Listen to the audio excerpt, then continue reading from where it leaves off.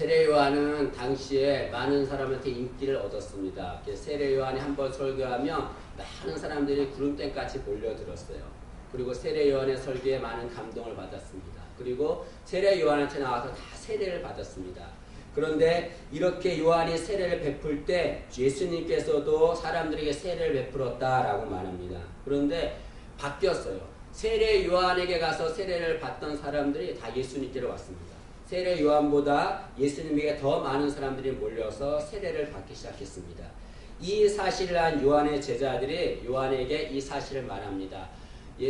요한 선생님, 우리에게 세례를 받던 사람들이 다 예수님께 갔습니다. 우리보다 저기 예수라고 하는 사람에게 많은 사람들이 갑니다라고 그 사실을 알려줍니다. 제자들이 요한한테 이 얘기를 한 것은 그들의 마음이 어떤 마음이 있었습니까? 주님의 인기가 올라가는 것에 대한 시기심이 있는 거죠. 그리고 자신의 사랑하는 선생인 요한의 인기가 내려가는 것, 떨어지는 것, 그것에 대해서 불평과 원망이 있었을 것입니다. 불안도 있었을 것이죠. 우리가 신앙생활 할 때 이런 경우가 너무나 많습니다. 같이 신앙생활 하는데 나보다 다른 사람이 더 능력이 많은 거예요. 그리고 사람들한테 인기가 없는 거예요. 인정을 받고 사람들이 나보다 다른 사람한테 더 많이 갑니다. 그럴 때 시기심이 생기죠. 질투도 생기고 또 하나님께 원망도 합니다. 왜 내게 이런 능력밖에 주지 않아서 사람들이 내게 오지 않게 합니까? 라고 하나님께 원망할 때가 너무나 많습니다. 그러나 그것에 대해서 원망할 필요는 전혀 없습니다. 왜냐하면 누구에게 능력을 더 주시고 덜 주시고는 누구의 권한입니까? 하나님의 권한이에요. 하나님의 권한. 하나님의 권한이기 때문에 내가 왜 내게는 이런 능력을 조금밖에 주지 않습니까? 왜 사람들이 나를 인정하지 않습니까? 라고 말할 필요가 없습니다. 우리가 할 일은 무엇입니까? 하나님이 내게 주신 그 능력만큼만 일하면 되는 거예요. 능력만큼만. 달란트 비유가 있습니다. 한 주인이 먼 타국에 갈 때 종을 불렀어요. 3명에게 달란트를 줬습니다.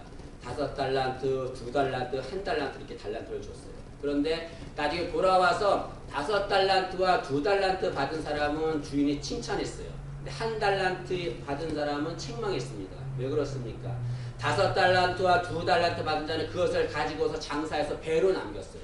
그걸 주인에게 가져왔습니다. 근데 1달란트 받은 자는 그걸 땅속에 묻었습니다. 왜 5달란트와 2달란트 받은 자는 배로 남기고 1달란트 받은 자는 땅속에 묻었을까요? 5달란트와 2달란트 받은 자는 그 주신 것에서 감사함으로 일한 거예요. 감사함으로 최선을 다해서 그걸 남긴 거죠. 주인이 그 종들한테 그걸 배로 남기란 말을 하지 않았습니다. 그러나 그걸 주신 것이 너무나 감사해서 열심히 일을 해서 배를 남긴 거죠. 1달란트 받은 자는 어떻게 생각했습니까? 불평한 거죠. 시기한 거죠. 왜 다른 사람은 저렇게 많은 달란트를 주고 왜 나한테는 하나밖에 주지 않는가? 아, 주인이 나쁘다. 주인을 원망하고 불평하는 거죠. 그러고 나서 그걸 땅속에 묻어둡니다. 아무것도 하지 않았어요. 주인이 돌아와서 그 사람을 책망합니다. 그리고 있는 것도 뺏어서 다른 달란트 있는 사람에게 주고 말았다 그럽니다. 여러분, 여기 1달란트 받은 자가 왜 나는 1달란트밖에 주지 않았습니까? 라고 말하는 이 논리는 옳은 논리가 아닙니다. 그렇게 말한다면 2달란트 받은 자도 그 주인한테 불평해야 돼요. 왜 저 사람은 5달란트 주고 나에게 2달란트밖에 주지 않습니까? 하고 불평하고 원망해야 됩니다. 그러나 2달란트 받은 자는 불평하거나 원망하지 않았습니다. 자신에게 주신 달란트만큼 그거 가지고서 최선을 다해서 일한 거지요. 그것이 중요한 거죠. 여러분, 주인이 종에게 달란트를 각기 나눠준 것은 왜 그렇습니까? 마태복음 25장 2절에 보니까 각기 그들의 재능에 따라서 맡겼다고 했어요. 재능에 따라서. 그 사람은 5달란트 받을 만한 능력이 되니까 맡긴 거고 2달란트, 1달란트 그 받을 만한 능력이 되니까 재능에 따라서 그것을 맡긴 겁니다. 때문에 1달란트 받았다고 해서 절대로 원망하거나 불평해서는 안 되는 거죠. 이 달란트 비유를 할 때마다 제 부끄러운 과거가 생각이 납니다. 뭐 설교 시간에 이렇게 개인적인 얘기하면 별로 좋지는 않지만 부끄러워서 얘기를 합니다. 저는 처음에 이제 신학 들어가자마자 전사 생활을 했어요. 전사 생활을 했는데 담임 목사님께서 갑자기 전사 임명을 한 거예요. 저는 전사 생활을 할 생각 전혀 없었습니다. 근데 갑자기 임명을 했는데 주일학교를 맡게 됐어요. 근데 제가 뭐 주일학교에서 압니까? 전혀 모르는 거예요. 어떻게 설교도 모르고 아무것도 모르는 거예요. 그러던 차에 한 분이 어느 한 단체에서 어린이 그 지도자 교육하는 데가 있다고 알려줬어요. 그러니까 거기 가서 배우라는 거예요. 근데 거기 가서 배우면 되는데 문제가 있었어요. 뭐냐면 제가 그때 낮에는 직장 생활하고 밤에 신학교를 다녔거든요. 근데 거기 가서 배우려면은 한 달의 기간이 필요해요. 한 주간을 공부하고 그 다음에 나머지를 그 팀이 있는데 팀마다 그 팀이 섬기는 교회에 가서 3일씩 아이들 전도를 해줘야 돼요. 그것이 한 달이 걸립니다. 그러려면은 한 달 동안의 직장 생활을 하지 말아야 됩니다. 근데 어느 직장에서 한 달 동안은 그걸 봐주는 직장이 있습니까? 안 봐주지요. 그때가 20대 초반이었어요. 막 신학교 들어가서 막 걱정을 했습니다. 어떻게 해야 되나 어떻게 해야 되나. 뭐 기도한다고 제가 뭐 하나님 음성을 알겠습니까? 담임 목사님께 얘기해도 목사님 아무 얘기 안 해요. 네가 결정하라고 했습니다. 기도하다가 결정했어요. 직장을 그만뒀습니다. 그리고 나서 이제 그 교육반 데 가서 공부를 했습니다. 근데 그 교육받는 것이 너무나 좋았어요. 정말 좋았어요. 막 아이들 만나고 전도하고 막 그런 것이 너무나 좋았고, 더 좋은 건 뭐였냐면 그 일주일간 전도교육 끝나고 각 팀마다 그 섬기는 교회가 3일씩 전도할 때 아이들이 막 교회로 몰려드는 거예요. 어느 교회 막 70명, 80명 몰려듭니다. 너무나 기분이 좋았어요. 정말 하늘 날아다니는 것 같았습니다. 그때 제게 어떤 마음이 들었냐면, 제가 섬기는 교회에서 맨 마지막이거든요. 아, 이런 교회도 이렇게 수많은 아이들이 오니까 분명히 우리 교회는 더 많은 아이들이 올 것이다 라고 막 가슴이 부풀어 올랐어요. 풍선 오르듯이. 그리고 이제 마지막 주간에 저희 교회 사게 됐는데 참 이상하죠. 그렇게 많이 모여있던 아이들이 있던 놀이터에 가니까 아이들이 없어요. 왜 그런지 모르겠습니다. 한 명도 없어요. 이틀을 하는데 한 명이 없는 거예요. 마지막 날 3일 하는데 그날따라 비가 왔어요. 소나기가. 엄청 소나기가 왔습니다. 그래도 어떻게 합니까? 했어요. 겨우 한 명 데리고 왔습니다. 한 명. 그리고 그 선생님들하고 한 명 데리고서 성경 공부를 한 거죠. 그 끝나고 이제 다 갔습니다. 제 마음이 어떻겠습니까? 너무 속상한 거예요. 막 하나님이 너무 원망스러운 거예요. 막 견딜 수가 없었어요. 그래서 제가 신학교 때 화요일마다 삼각산에서 철야기도를 했었는데, 밤에 이제 삼각산에 올라갔어요. 기도했어요. 기도가 아니죠. 원망이죠. 하나님 왜 그렇습니까? 제가 이 아이들을 위해서 이렇게 했는데 제가 무슨 뭐 명예를 얻으려고 한 것도 아니고 인기 얻으려고 한 것도 아니고 제가 직장 포기하면서 이렇게 했는데 하나님 왜 안 도와줍니까? 라고 원망을 했어요. 기도해서 하나님 왜 그렇습니까? 이 일 하지 말라는 겁니까? 얼마나 막 크게 울었는지 모릅니다. 그럴 때 그렇게 막 하나님 원망하고 막 기도할 때 그때 하나님 주신 음성이 이 달란트 비유였습니다. 하나님께 주인이 종에게 5달란트, 2달란트, 1달란트를 줬어요. 여러분, 주인이 종에게 몇 달란트를 주든지 그것은 누구의 마음입니까? 주인의 마음이에요. 주인. 1달란트 받은 자가 왜 내게 1달란트밖에 주지 않습니까? 라고 말할 수가 없어요. 주인이 준 거니까 그냥 준 것에 감사하면 되는 거예요. 그 말씀이 떠오르게 하면서 제게 음성이 들렸습니다. 내가 너한테 아이 1명을 주든 10명을 주든 그건 내 자유인데 종인 네가 무슨 주제에 주인이 나한테 왜 1명을 줬냐고 나한테 원망하느냐, 말이 되느냐라고 이렇게. 말이 안 되죠. 그 음성을 듣고는 너무 창피했어요. 지금은 막 숨고 싶었습니다. 다시 무릎을 꿇고 하나님께 기도했습니다. 하나님, 제가 잘못했습니다. 주신 한 생명 열심히 가르치겠습니다. 그리고 내려왔어요. 내려올 때 마음이 너무나 좋았어요. 평안했습니다. 여러분, 우리가 하나님께 받은 것이 1달란트를 할지라도 그건 하나님이 주신 거예요. 하나님이 주신 거. 그 주신 것에서 최선을 다하면 되는 겁니다. 그것으로 만족하고 하나님은 그것을 칭찬할 줄로 믿습니다. 요한의 제자들이 요한한테 우리보다 예수님한테 많은 사람들이 몰려갑니다 라고 말하자 제자들이 그 말을 들은 요한이 어떻게 했습니까? 시기했나요? 불평했나요? 전혀 그렇게 하지 않았어요. 오히려 사람들이 예수님께 몰려가는 것을 보고 너무나 기뻐했습니다. 그리고 그 기쁨을 29절에 보니까 결혼식의 비유로 설명했습니다. 여러분, 결혼식이 있는데 결혼식에는 그 신랑이 있고 신랑의 친구들이 있습니다. 그 결혼식의 주인공은 누군가요? 신랑이죠. 때문에 모든 칭찬과 축하를 누가 받아야 합니까? 신랑이 받는 거예요. 그 신랑이 축하를 받는 것을 본 친구들은 어떻게 하면 됩니까? 기뻐하면서 박수 쳐주면 되는 거예요. 주님이 신랑인 거예요. 세례 요한은 친구인 겁니다. 신랑이 사람들한테 축하를 받을 때 기뻐했던 것처럼 주님이 사람들한테 영광을 받자 세례 요한은 친구로서 너무나 기뻐서 박수 친 것입니다. 세례 요한이 주님이 많은 사람들이 주님께 갔을 때에 그것을 보고 기뻐했다고 하는 것은 정말 진실하게 기뻐한 것입니다. 세례 요한이 태어났을 때 그때 모습을 보세요. 엘리사벳이라고 하는 여인이 이제 세례 요한을 아이를 뵀습니다. 그런데 그때에 마리아도 예수님을 뵀어요. 그런데 그 마리아가 그 엘리사벳에게 인사하러 왔어요. 그럴 때 어떤 일이 생겼습니까?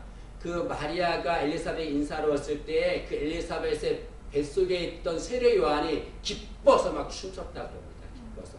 누가복음 1장 44절에 이렇게 말합니다. 보라, 내가 문안하는 소리가, 마리아가 문안하는 소리가 내 귀에 들릴 때에 아이가, 세례 요한이 내 복중에서 기쁨으로 뛰놀았도다 라고 말합니다. 세례 요한은 그 어머니의 뱃속에 있을 때부터 예수님이 오신 것을 기뻐했습니다. 그 진실하게 기뻐한 거죠. 그리고 세례 요한은 뭐라고 했습니까? 30절에 보니까 주님은 흥하여야 하고 자신은 쇠하여야 한다라고 말합니다. 이 말은 주님은 더욱더 커져야 하고 자신은 작아져야 한다라고 말하고 있습니다. 영어 성경은 이렇게 말합니다. 주님은 더욱더 흥하여야 하고 나는 더욱더 쇠하여야만 한다라고 말하고 있습니다.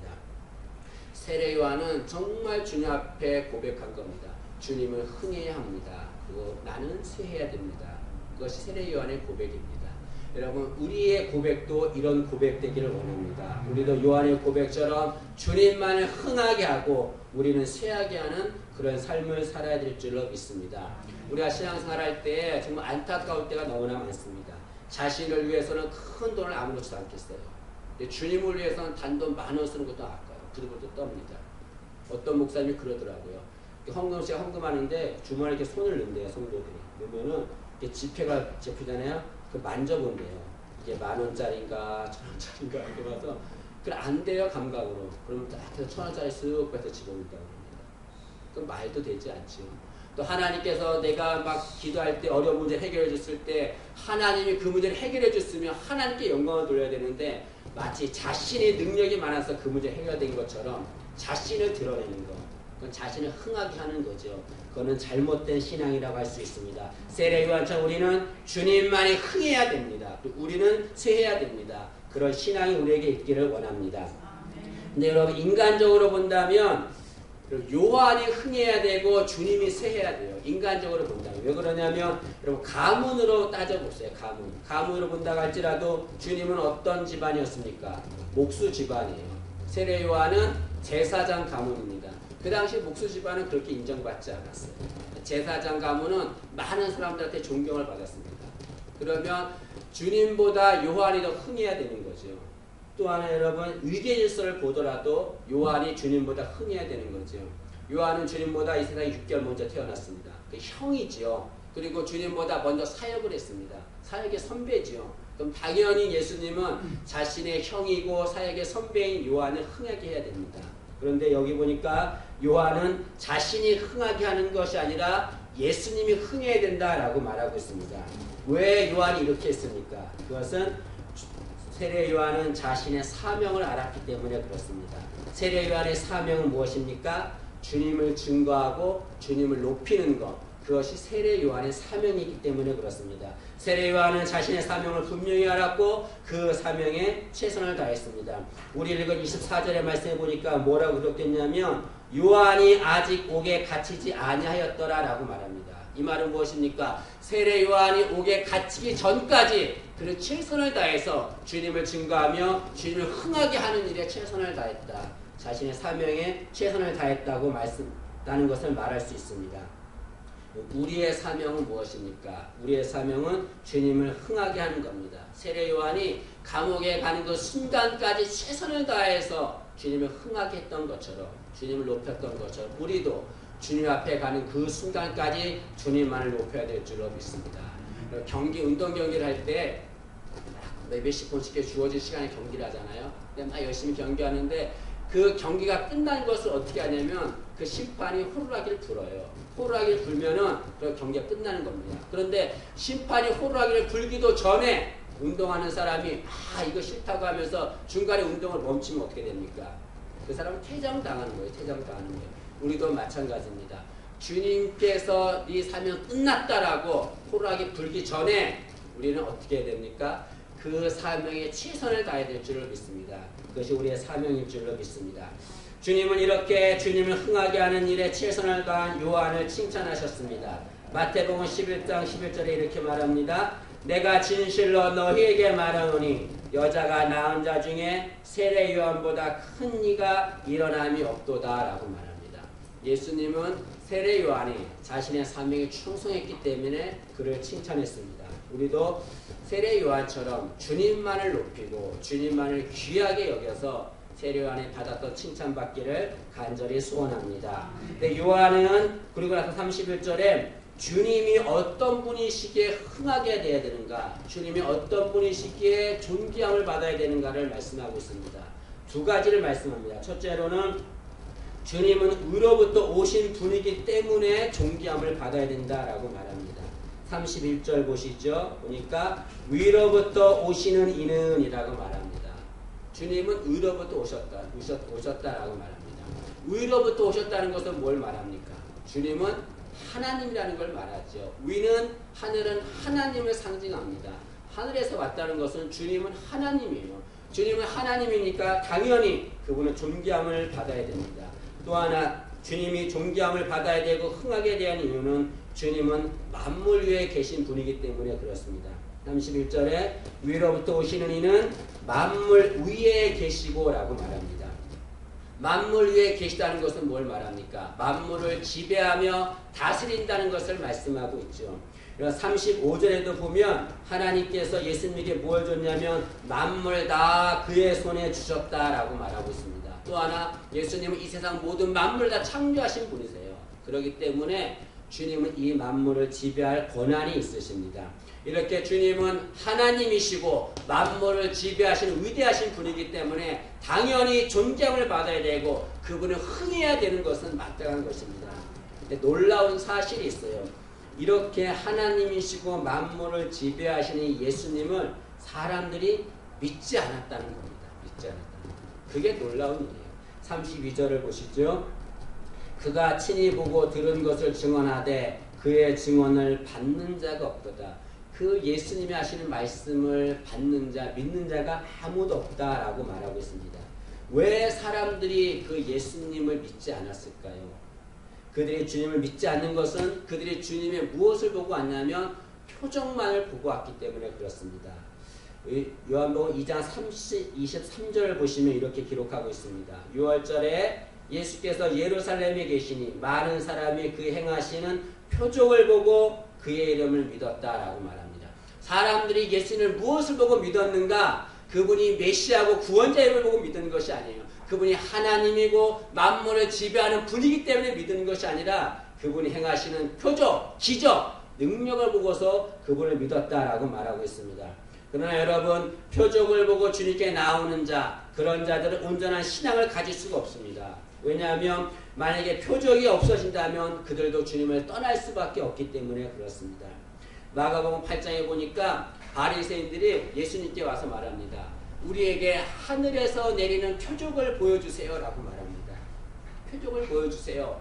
그러자 예수님께서 그들에게 말하기를 이 세대에 절대로 표적을 주지 아니하리라 라고 말합니다.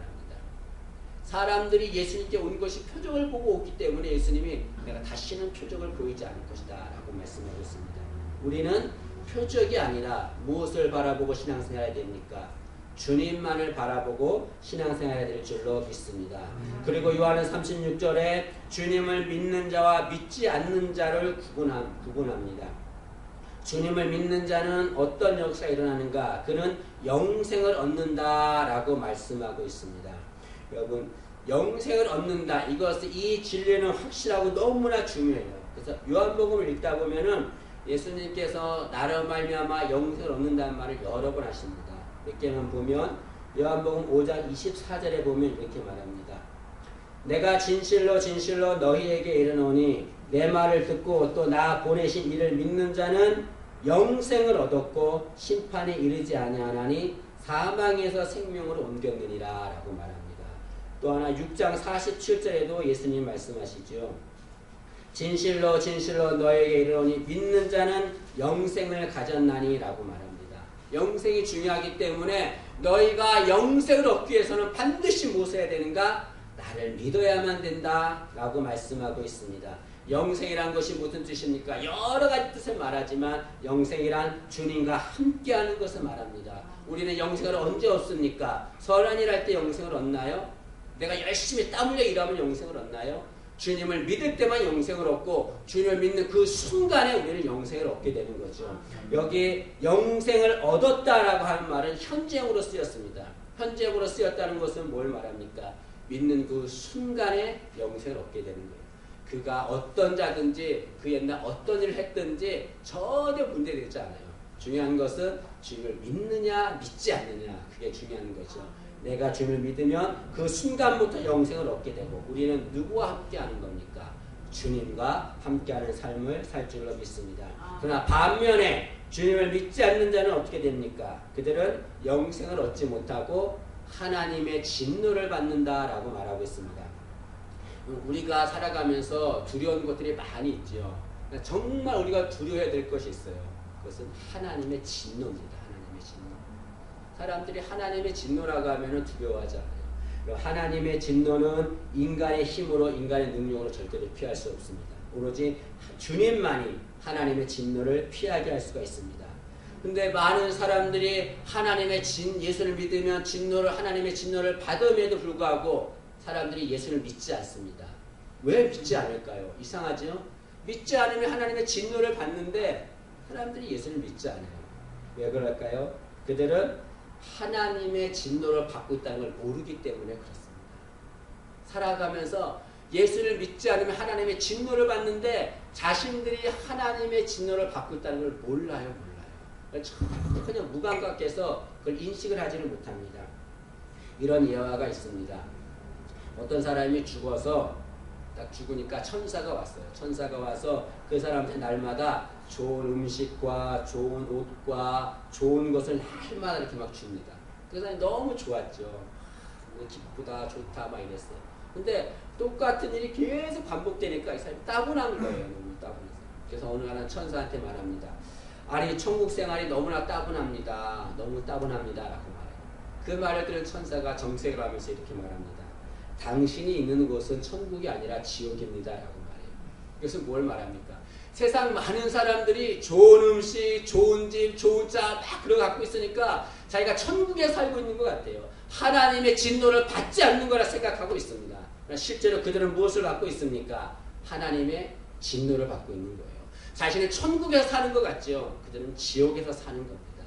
예수를 믿지 않는 자는 하나님의 진노를 받는 거고, 이 하나님의 진노로 인간의 능력으로는 절대로 해결할 수가 없는 겁니다. 우리가 가장 두려워해야 될 것이 무엇입니까? 돈 없는 거 두려워해야 됩니까? 먹을 거 없는 거 두려워해야 됩니까? 정말 우리가 두려워해야 될 것은 하나님의 진노고 하나님의 심판입니다. 그 하나님과 진노 앞에, 하나님의 진노와 심판 앞에서 살아남을 자는 아무도 없는 겁니다. 오직 주님만이 우리를 하나님의 진노에서 피하게 할 줄로 믿습니다. 왜 주님만이 우리를 하나님의 진노에서 피하게 할 수 있습니까? 그것은 주님만이 우리를 죄의 문제를 해결할 수 있기 때문에 그렇습니다. 왜 우리가 하나님의 진노를 받는가? 죄 때문에 받는 거예요. 자그마한 죄라도 있으면 그 자는 하나님의 진노를 받습니다. 근데 인간의 능력으로는 누구도 죄 문제를 해결할 수가 없어요. 누구만이 죄 문제를 해결할 수 있습니까? 주님만이 죄 문제를 해결할 수 있어요. 때문에 그 주님을 믿어야만 되는 겁니다.